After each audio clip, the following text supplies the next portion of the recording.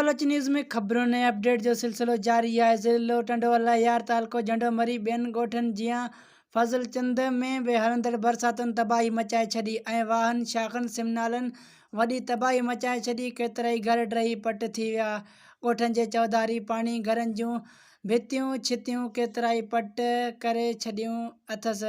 एक घर जी भित किरण सबब एक मासूम नंढड़ी जख्मी थी पई। हलंदड़ बरसातन चो पयो माल समेत केतरी फसलन के तबाह करे छड़ी ऐं फसलन में पानी बीठल आहे। हारी गोठाणन जा मथे ते हथ। गोठाणा मीडिया सां ॻाल्हाईंदे चयो त असांजो गुज़िरियल सफ़र ज़रात ते आहे। हलंदड़ बरसातन में वाहन शाखन सिमनालन के घारा लॻण सबब असांजा फसल पाणी हेठि अची विया आहिनि।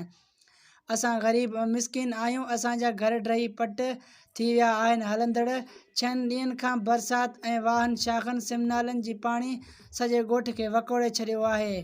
असां हुकूमत Pakistan, chief justice of Pakistan, chief staff army, chief secretary Sindh, वज़ीर आला Sindh, commissioner Hyderabad, DC Dadu, AC Mehar मुख्तियारकार मेहड़ खां मुतालबो कयूं था त असांजी वाहर कई वञे। असांजा मासूम ॿारड़ा बुखूं काटण ते मजबूर आहिनि। असां वटि खाइण लाइ कुझु बि न बचियो आहे।